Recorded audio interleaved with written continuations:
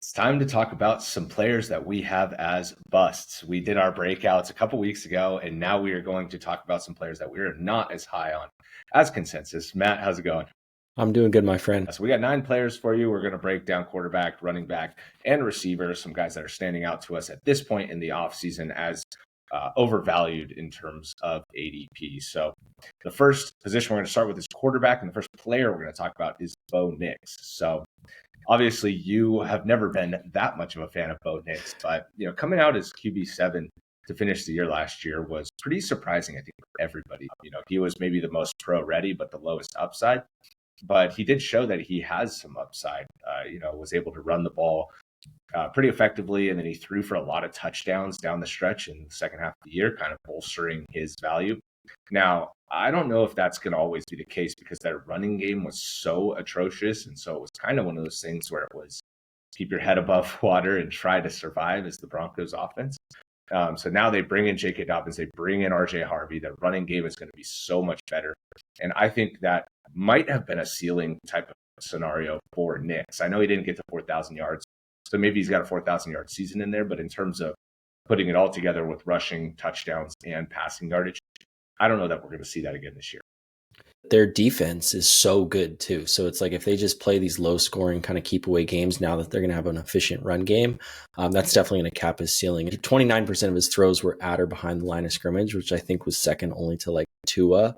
And then 7 of his pass touchdowns were throws that didn't go past the line of scrimmage, which was first in the NFL. So there were a lot of kind of like fluky things in there. But overall, I just think with Nix, and obviously I've always been a lot lower on him, but his ECR of like QB8, it's like, am I that convinced that he's going to be that much better than Jordan Love that I can get at QB14? Yeah, and I just don't think he's going to be that much better, first off. And then the draft strategy around taking him is you reach up into like very much multiple rounds earlier, even in 10-team superflex drafts. Yeah. And, in your one quarterback leagues, this is probably towards the end of your draft anyways. But like you said, you could just wait multiple additional rounds from round 10 down to rounds 15 or 16 and still get a starter that should be comparable in value. So he's a tough one. He's in a tough spot in rankings and in ECR. And so we're going to be kind of both avoiding Bo Nix this year. Going on to the next player that we're going to talk about, and this one's a little bit more unfortunate because he's kind of buried in ECR, but it's CJ Stroud. So I'm not huge on Stroud after feeling very burned by pushing him way up the rankings last year. So the offensive line is my biggest concern, right? They're changing the system again, new offensive coordinator. They got rid of Laramie Tunsil. He already had like less than 3 seconds to throw on average. And so you make that a bigger question mark. I don't know that I'm a huge fan of that. So obviously they add 2 weapons in Higgins and Noel, but overall, I just, that's going to replace the guys that were supposed to be there last year. They're still rookies. They still have a long way to go in terms of being able to contribute. And, so obviously Nico is great, but CJ Stroud is somebody that I struggle with. If they're going to run the ball like they did last year and try and get the linebackers off the line of scrimmage, that's going to be something that's going to come with a lower volume than we'd like from Stroud.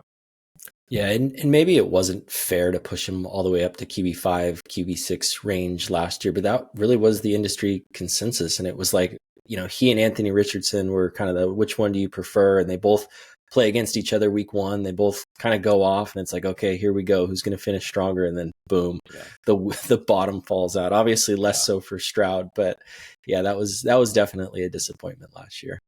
Yeah, it was rough. And with Stroud, too, I mean, you just hung with him and hung with him and hung with him. At least with Richardson, you could move off him quick. Hopefully you drafted a Bo Nix or something. So Stroud just felt way more like a bust to me than Richardson, right? I mean, I can't stand those players that just feel like that you have to keep starting them all the way until week 8, and they just keep making you lose and lose and lose. So, that's how I feel about Stroud. I don't know that I'm going to be drafted much of him, even as a quarterback 2 this year. And I could get burned by that. Obviously he could be good, or it could be a middling QB2 or pushing that back in QB1 range if he plays well. I mean, we saw it in his rookie season, he finished as quarterback 11. So, it is in there, but in terms of my fears with the offensive line and with loading up Mixon with carries, I just think that there's a lot of room for him to put up 10-point games. And that's not something I really want to be chasing. Moving on to the running back position now. We've got 3 guys here for you, the first of which is not going to be popular. I fear we might get a comment or 2 on this, but the first guy we're going to talk about here is Bucky Irving. Yeah, this one's a little bit rough because I love Bucky. I know you love Bucky. And Bucky was really the reason last year in our home league that when you were on the clock between Rachaad White and Alvin Kamara, you went in the Kamara route, which obviously turned out to be a good pick. But, RB14 last year, RB7 from weeks 10 on, his current ECR is RB10. So you're definitely paying a price for him. You and I have him like RB12 and RB11, I think. So this isn't like a total fade. I just worry that, the 5.4 yards per carry was, hyper efficient last year. And more importantly, like he only saw 49% snap share after week 6, which is kind of his breakout week when Rachaad White missed that game. 25 of his 53 targets were on screens. We know Liam Cohen is great at orchestrating those type of plays. And then they jumped from 27th in 2023 to 7th last year in terms of rush yards created before contact, which was just kind of an elite thing that Liam Cohen did. And I think this is important because Rachaad White, who's not the most efficient runner, had the highest yards per carry in his career by a lot. And if you want to make the argument that Rachaad White was more efficient this year because, he wasn't the workhorse, like I hear that, but he also had the same amount of rush attempts in 2022 as he did in 2024. And his yards per carry that year was about the same. So I think, both benefited from the system. And then if you want to dig deeper, it's like Sean Tucker averaged over 6 yards per attempt on 50 carries. So I do worry that if all of that kind of takes a step back and the playing time doesn't increase maybe so much as we're kind of hoping it to, he could just end up being a disappointment. And then also too, with his team, it's like Baker had to lean on these running backs quite a bit in the passing game because, Godwin got hurt. Evans was out quite a bit. There was even a time when McMillan's out. Now all are back to full strength. You add Emeka Egbuka.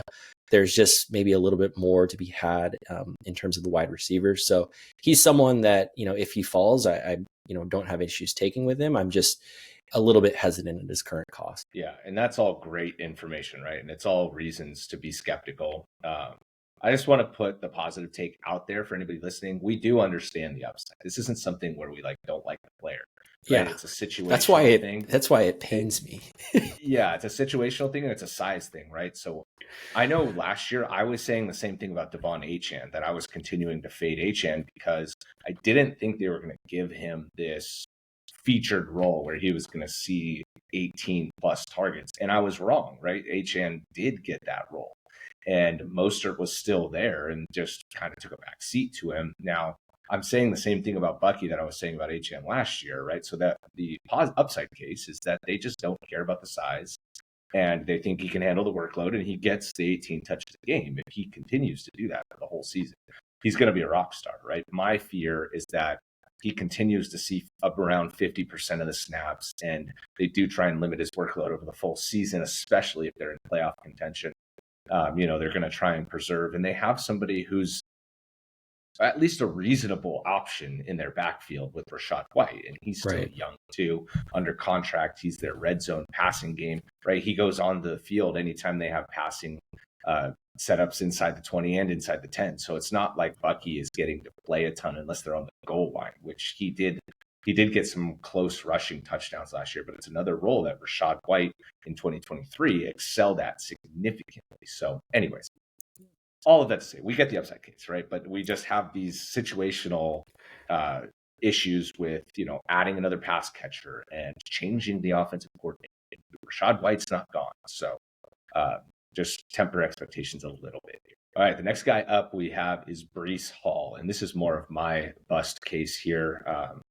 I think I've exhausted the fact that I still am salty that I didn't push him way down my rankings last year. So now getting to do it this year is just satisfying for me. So, so it's a little bit of this has never been my guy. And I feel like I've ended up trading for him, a couple of years where, I got him for a decent price and was able to plug him in as more of my RB2 than my RB1. But the rushing just hasn't showed up. And that's my biggest concern is that the rushing yards, every once in a while, he'll pop a big play. But other than that, it's like 60 yards a game. And I can't stand that unless you're a Alvin Kamara standout at running back, right? Or you're paying the Alvin Kamara price, which we are a little bit with Breece Hall. Now those two, I think, are getting kind of ranked together this year. So the main thing for the bust case is there's already going to be so limited scoring opportunities in the Jets offense. And you just know Justin Fields is going to be taking rushing touchdowns. So, it's not like Breece Hall's been a huge producer in terms of rushing touchdowns anyways. So maybe that can be a flat line from 5 last year to 5 this year, but I don't want to have to be dealing with every Sunday they get to the 5-yard line and I see a Justin Fields rushing touchdown. It's just like, dude, like if only that was Breece, my team would be good, right? But it's like you already knew that going into the year. So, Fields reportedly is looking good in camp. And so I think they are ready to set it and forget it there as the QB1 for the season and see what he can do. And so, for those reasons on Breece Hall, I'm kind of fading him more than I otherwise would be.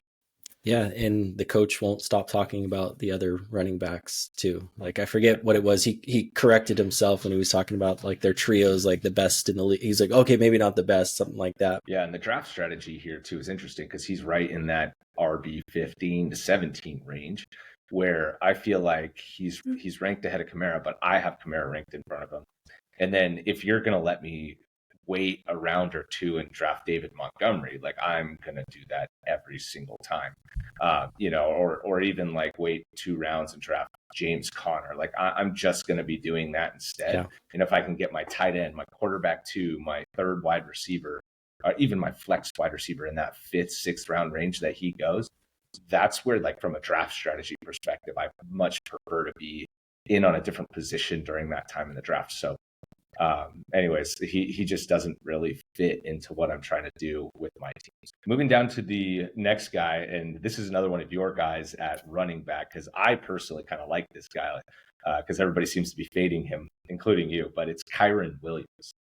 Yeah, I guess a couple issues with Kyren, and I know we kind of did this song and dance last year. I totally get that, but he's coming off 389 touches, including the postseason, and his efficiency went down last year by a yard per touch, on top of the fact that he had 5 fumbles. And it's like, okay, looking back at last year, they draft Blake Corum, who I liked a lot as a prospect. He was kind of more of like a Kyren 2.0, but just ended up not necessarily being as good as Kyren, so didn't get on the field.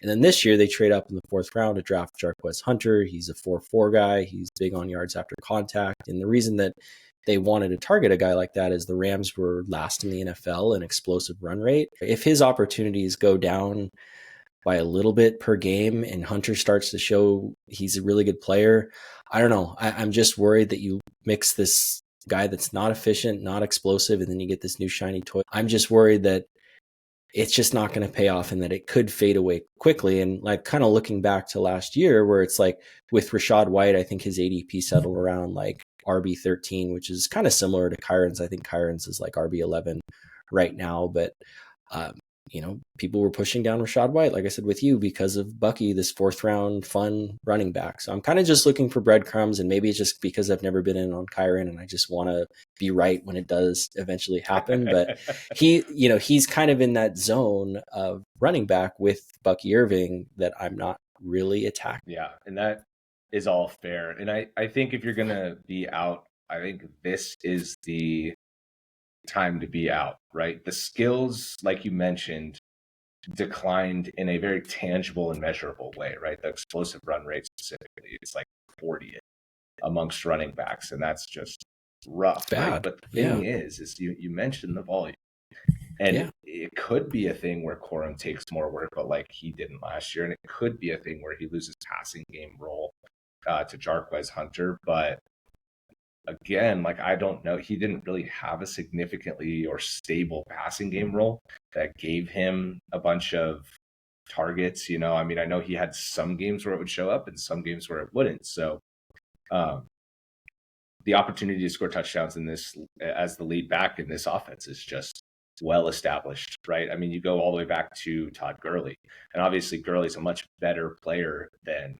Kyren will ever be, but look at how many touchdowns he scored. He was just far and away the best running back in fantasy when he was going right in this offense. And so if Kyren is still McVay's guy, I think it's just guaranteed double-digit touchdowns. 2 years ago, Kyren finished as the number 2 running back in points per game, only behind McCaffrey. And so, yeah, he took a step back in efficiency this year, but he was still in the top 10 running backs. Yeah. So, there's the chance, I think, for it to swing the other way in a way that people aren't accounting for. And if they're just going to let Kyren fall in round 5 of superflex, it's just like, dude, like this is somebody you could possibly build your running back room around. And I know you could miss, but I'm much more in on Kyren than I was on Rashad White last year. So, all right. So I gave the counterpoint there a little bit on Kyren. Got to defend my guy a little bit. So, no, I think you gave a lot of good info on Kyren, and it's the only reason I bring the counterpoint is just for anybody that does like Kyren, and just make sure that we're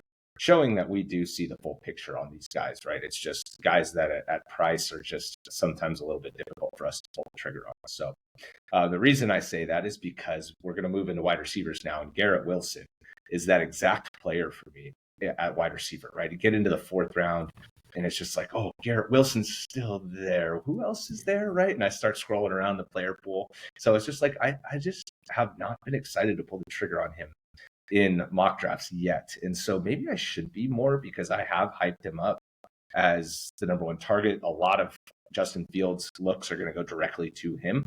And Justin Fields has shown with DJ Moore that he can support a number 1. Now, is that going to be the case this year? I don't know. And I feel like he got all of the opportunity last year. It was with Rodgers.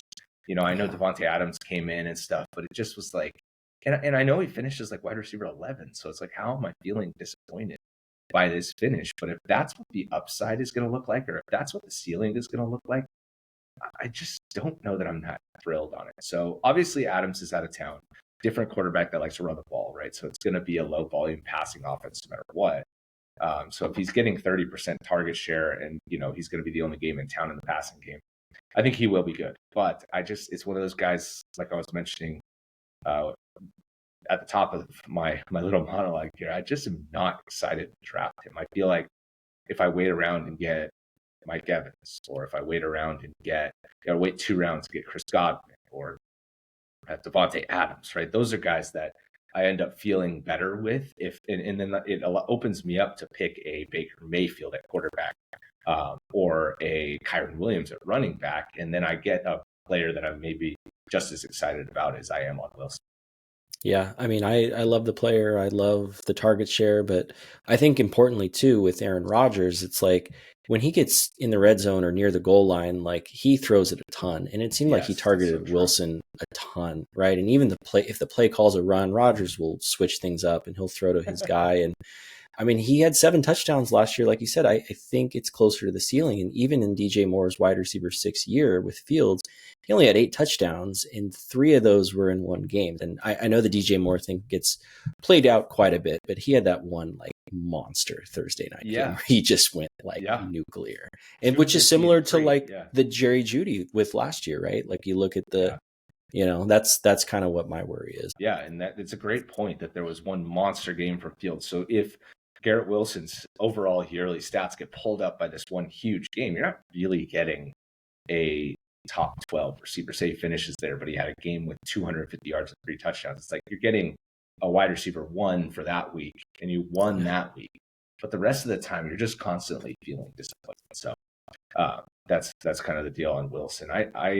So he was somebody I was so in on last year, and I'm just not the same way this year, and I wish I was. But that's just where I'm at with him, and how he's currently getting valued. Next guy up is DJ Moore. So we were just talking about him quite a bit. New quarterback, new system.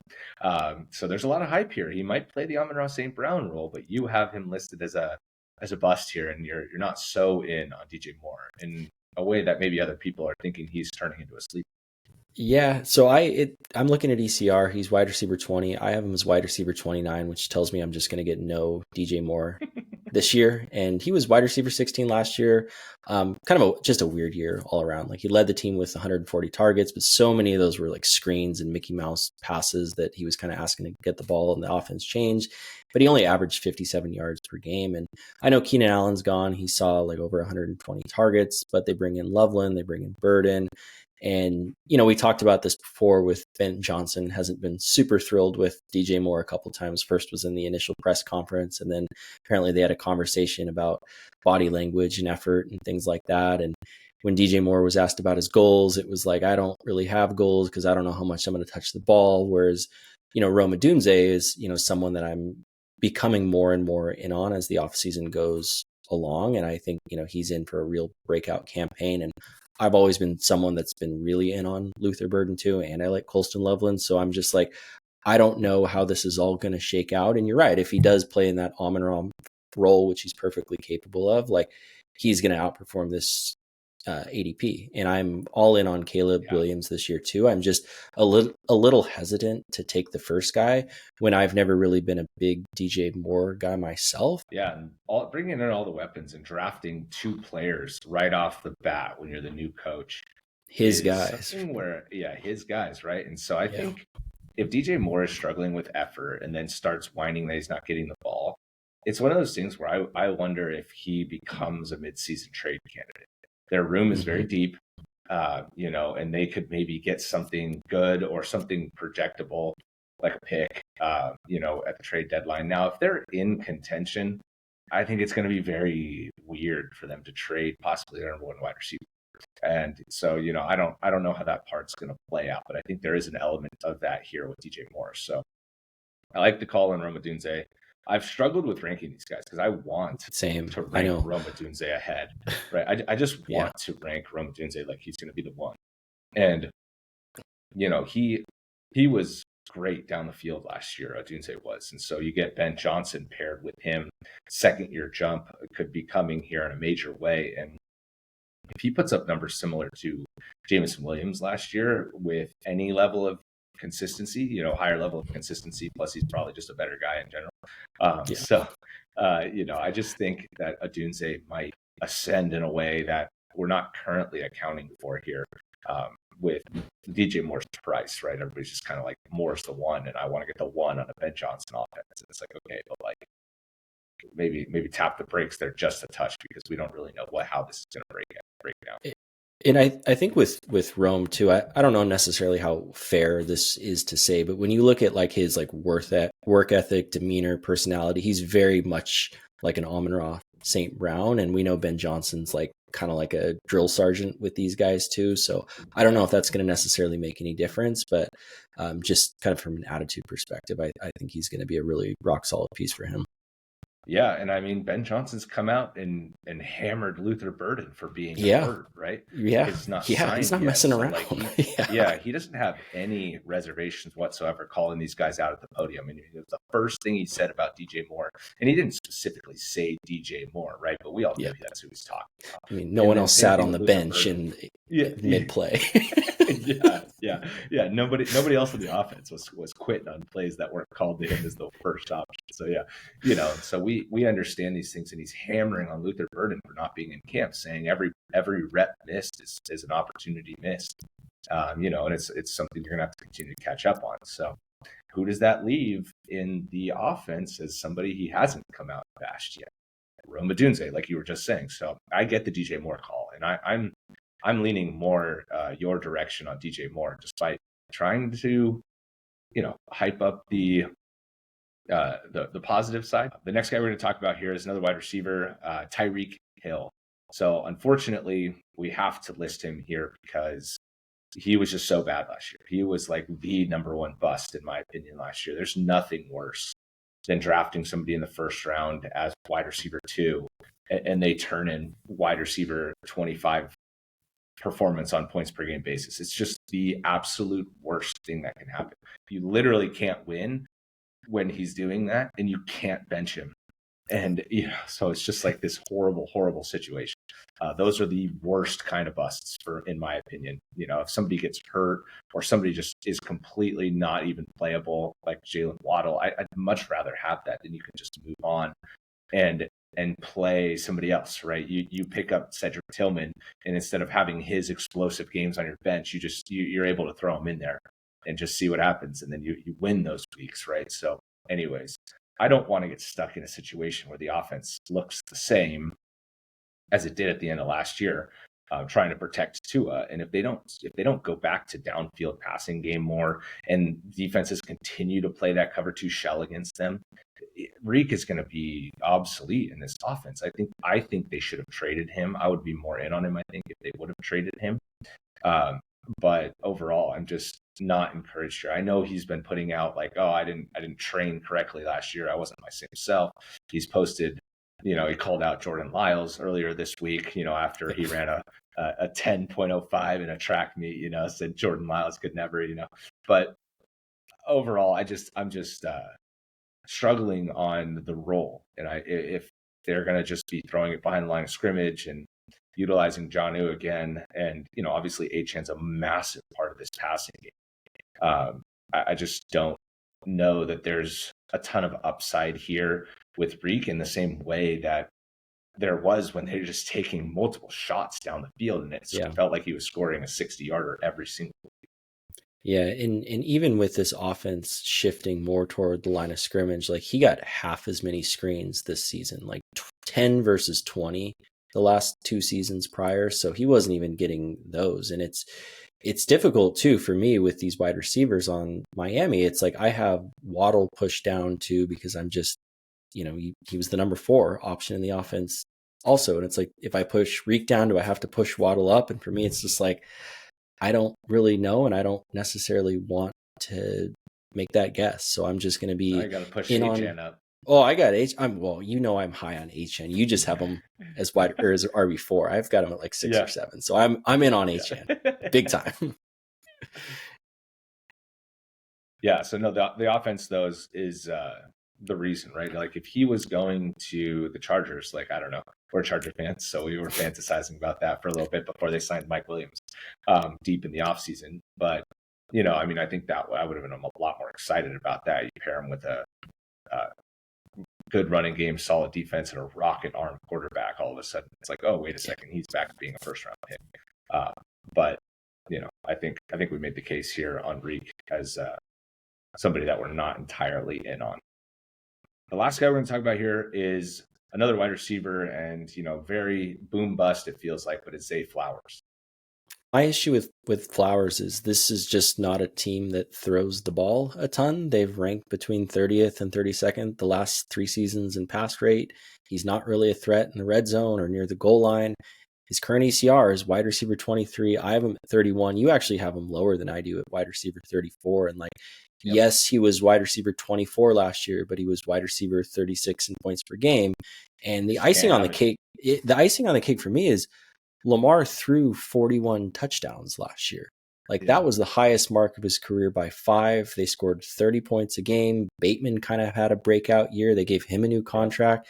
Their wide receiver 3 was Nelson Aguilar, who had 30 targets all season. And they add D-Hop, who maybe washed at this point, but should be able to get more than 30 targets. And the defense wasn't as good last year either. Now they add 2 studs with their first 2 draft picks. So maybe that gets back to his usual form and they're passing even less. And it's just like, if you look at his player log, he is just the most game script wide receiver in the league. He had 3 games with 1 catch, 2 games with 2 catches, 2 games with 3 catches, and 0 games with over 9 catches. And I know Todd Monken's been talking about getting him the ball more. And I agree, I guess, and I like him as a player, but they just don't really have a whole lot of incentive to do so. And we just saw Lamar's best passing year of his career, and he still finished where he did. So I just completely struggle with Flowers. Yep. Sounds like a back end wide receiver 3 to me. That's where I have him ranked. Yeah. Right. It's just like, I just, 34, I feel like it's very fair. I have J-Mo down there too. Right. It's just like, I don't know. I don't want somebody on my team unless I can trade for them cheaply, at the beginning or middle of the year after they have a couple bad games in a row, that's going to go 1 for 10. I just have no interest in that, right? I can beat that off the waiver wire. Matchup dependent, right? Quentin Johnston can do that, right? So, with 2 touchdowns. Yeah. So, I'd much rather just wait and take a shot on even one of the rookies for that draft spot, right? I'm not going to be drafting Zay Flowers in the 5th round or 6th round or 7th round. It's just not. He's not even on my board until I'm, a player or 2 into my bench. Basically, that's kind of how how I have him ranked and where I'm going to be at with him too, right? And that, I guess, highlights another point. At that point in the draft, I am looking for running backs, right? I the way I structure my team is I get more wide receivers above where I have Flowers ranked. I'll probably have 4 by the time I get the Flowers in my rankings. And so I'm either looking to fill tight end, or I don't have my second quarterback yet, and that's a major need in my draft. Or, I'm just trying to stockpile a third or even a fourth running back if I need to. If I'm in the 8th, 9th round, for example, right? So, and by that time, Flowers is always gone anyways, right? Somebody always seems to like Flowers more than I do. So, unfortunately, he's just somebody I'm not going to get anywhere. I don't have him in Dynasty anywhere. I just don't, like you said, best passing season from Lamar that we've seen, and he still wasn't that great. So it's just one of those things where Lamar spreads it around enough where, it'll be Justice Hill that has random games that help Lamar's stats get pushed way up, right? He'll have 80 and a touchdown randomly throughout the year, or Andrews will have a monster game. And then, Flowers will have a monster game every once in a while too, but it's just the lack of consistency from somebody that is expected to be a starter for you. It's just not something I can handle. All right. And with that, thank you guys so much for watching. We gave you 9 players there as our current busts. We may or may not revisit the topic as we get closer to the season. I'm sure, we're going to have additional information, news from players and situations. And, we'll try and get you some more players to avoid during draft day and talk about strategy and when to draft certain players that can help you understand even more why we have players as busts where we do. So thank you so much for watching. If you're still with us, hit that like and subscribe button, and we'll see you in the next one. Later.